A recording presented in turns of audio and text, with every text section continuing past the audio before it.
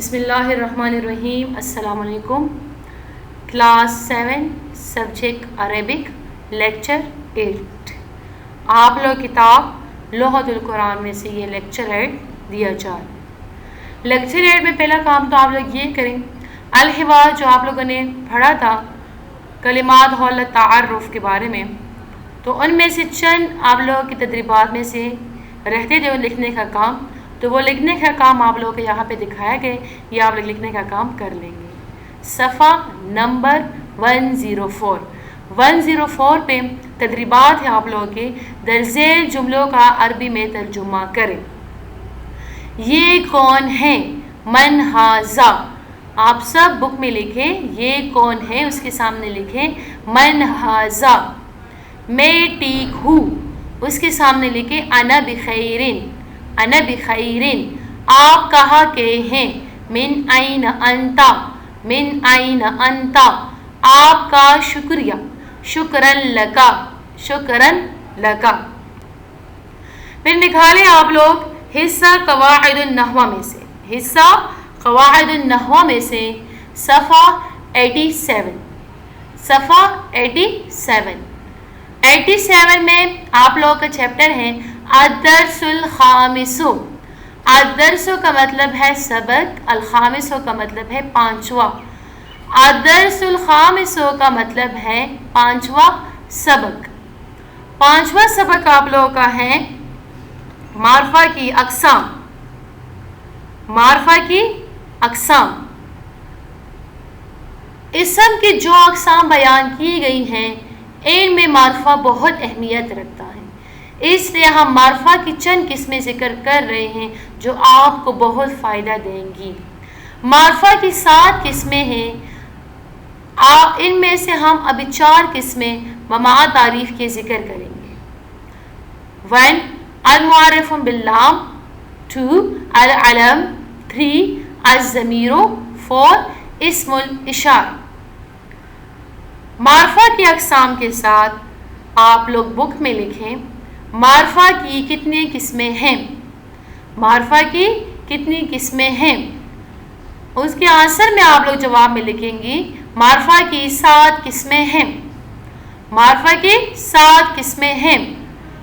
4 قسمیں جو آپ لوگوں نے بک میں پڑھی ان کے نام کیا ہے؟ معرف باللام، علم، ضمیر، اسم الاشارہ. پہلے نمبر پر باری آتی ہے المعرف باللام. المعرف باللام.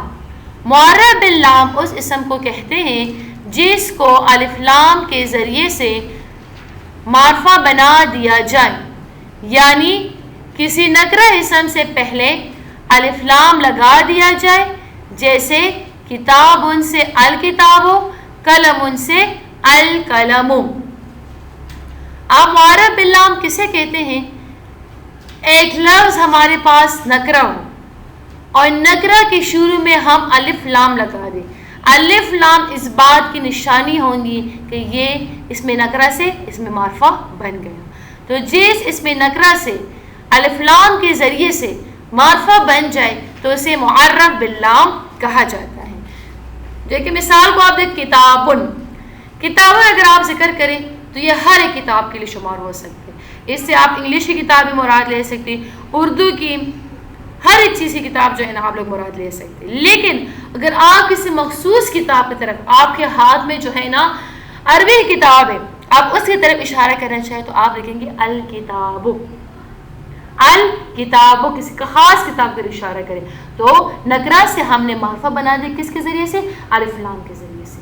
پھر ہے قلم. ایک قلم، آپ کسی مخصوص قلم کی طرف اشارہ کرنا چاہتی ہیں تو آپ قلم کے شروع میں الف لام لگا دیں گی تو نکرہ سے معرفہ بن جائے گا. تو معرف باللام کے ساتھ آپ لوگ اپنے بک میں لکھ دیں معرف باللام کی تعریف کریں مثال سمیت. تو آپ لوگ کی تعریف ہوں گی معرف باللام اس اسم کو کہتے ہیں جس کو الف لام کے ذریعے سے معرفہ بنا دیا جائے. پھر جیسے یہاں تک تعریف ہے، جیسے کتاب سے الکتاب، قلم سے القلم. پھر دوسرے نمبر پر آتے باری العلم. العلم. علم وہ اسم ہے جو کسی مخصوص فرد یا مخصوص جگہ پر دلالت کرے، جیسے حامد خالد پاکستان کراتشی. اب دیکھیں علم، اسم علم کسے کہتے ہیں؟ اسم علم اس اسم کو کہا جاتا ہے جو کسی مخصوص فرد، کسی مخصوص شخص کو کے بارے میں ذکر ہو یا کسی مخصوص جگہ پر دلالت کرے تو اسے علم کہا جاتا ہے. آپ دیکھیں میں ذکر کروں حامدن، حامدن ایک مخصوص شخص کا نام ہے، یا میں خالدن ذکر کروں تو خالدن بھی ایک مخصوص شخص کا نام ہے، یا پاکستان ذکر کروں تو یہ بھی ایک مخصوص جو ہے نا جگہ کا نام ہے، تو اسے علم کہا جاتا ہے. یہ بھی معرفہ کی اقسام میں شمار ہوتے ہیں. مخصوص فرد یا مخصوص جگہ پر دلالت کیا جائے اسے علم کہا جاتا ہے. علم کے ساتھ آپ سب لوگ لکھیں علم کی تعریف کریں مثال سمیت. تو آپ کی تعریف ہوں گی علم وہ اسم ہے جو کسی مخصوص فرد یا مخصوص جگہ پر دلالت کرے، جیسے حامدن، خالدن، پاکستان کراتشی. تیسرے نمبر پر باری آتی ہے الضمیر. گفتگو کے دوران یا کسی کے بارے میں کچھ بتاتے ہوئے، کچھ لکھتے ہوئے بار بار اس شخص یا چیز کا نام استعمال نہیں کیا جاتا بلکہ اس کے نام کی جگہ کوئی اور لفظ استعمال کیا جاتا ہے. ایسے الفاظ جو کسی شخص چیز کے نام کی جگہ استعمال ہو ضمیر کہلاتے ہیں. مثلا اردو میں جب ہم کسی کا ذکر پہلی بار کرتے ہیں تو اس کا نام لیتے ہیں، اس کے بعد ہم بار بار اس کا نام لینے کے بجائے یہ، وہ، اس، انہوں، اسے وغیرہ کے الفاظ استعمال کرتے ہیں. انہیں اسم ضمیر کہا جاتا ہے. انگریزی زبان میں اسم ضمیر کو پروناؤن کہتے ہیں. دیکھیں الضمیر کسے کہتے ہیں؟ ضمیر کی تعریف. آپ دیکھیں ہم گفتگو کر رہے ہیں، مثال کے طور پر ہم جو ہے نا عائشہ کے بارے میں ذکر کر رہے ہیں کہ عائشہ جو ہے نا وہ اچھی لڑکی ہیں. عائشہ کے بارے میں ہم نے بات کی. آپ اس کے بارے میں اردو میں بات کرنا چاہوں گی تو میں کہوں گی وہ اپنا کام وقت پہ کرتی ہیں، وہ اسکول وقت پہ آتی ہیں، وہ جو ہے نا اپنے کام بھی جو ہے نا اچھی طریقے سے جو ہے نا کام کرواتی ہیں. تو دیکھیں بار بار میں عائشہ کا نام ذکر نہیں کروں گی اردو میں، پھر اس کے لیے وہ، اس، انہوں جیسے الفاظ استعمال ہوگی. اسی طرح ایسے الفاظ جو کسی شخص یا چیز کی جگہ استعمال ہو تو عربی میں سے پھر کیا کہا جاتا ہے؟ ضمیر. پھر مذکر کے لیے الگ الفاظ استعمال ہوتے ہیں، مؤنث کے لیے الگ الفاظ، واحد کے لیے الگ، تثنیہ جمع کے لیے الگ، اس کا بیان آگے آنے والا ہے. تو آپ فی الحال ضمیر کی تعریف اتنی ہے. ضمیر کی تعریف یہ ہو گئی، ایسے الفاظ جو کسی شخص چیز کی جگہ استعمال ہو ضمیر کہلاتے ہیں. پھر دیکھیں انگریزی میں اسم ضمیر کو کیا کہا جاتا ہے؟ تو اس کا آنسر آپ لوگوں کا ہوگا انگریزی زبان میں اسم ضمیر کو پروناؤن کہتے ہیں. پھر دیکھیں ضمیر کی تعریف کریں. ضمیر کی تعریف آپ لوگ اس طرح بھی کر سکتے ہیں. دوسری تعریفیں بک میں آپ لوگوں کو دی گئی ہیں. ضمیر وہ لفظ ہے جو اختصار کے لیے غائب جس کے بارے میں بات کی جا رہی ہو، مخاطب جس سے بات کی جا رہی ہو، متکلم جو بات کر رہا ہو کے ناموں کی جگہ استعمال ہو. دیکھیں ضمیر کی تعریف آپ لوگوں نے صیغے پڑھ لیے ہوں گے. دیکھیں صیغوں میں جو ہے نا ایک غائب کے استعمال ہوتے ہیں، ایک مخاطب، ایک متکلم. غائب کسے کہتے جو موجود نہ ہو اسے غائب کہا جاتا ہے، جس کے بارے میں بات کی جا رہی ہو. مخاطب جو حاضر ہو سے بات کی جا رہی ہو تو اسے مخاطب کہا جاتا ہے. متکلم جو بات کر رہا ہو، بات کرنے والے کو متکلم کہتے ہیں. دیکھیں تو یہ ضمیر کی تعریف. غائب کی مثال کیا ہے؟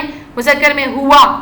اب دیکھیں اگر ہم حامد کے بارے میں بات کر رہے ہیں تو پھر بار بار ہم حامد کا نام ذکر نہیں کریں گے، ہم پھر اس کے لیے ہوا کا لفظ استعمال کریں. اگر وہ موجود نہ ہو کسی مجلس میں تو ہم کیا کریں گے؟ حامد کے نام ذکر کرنے کے بجائے ہم ہوا کا لفظ استعمال کریں گے.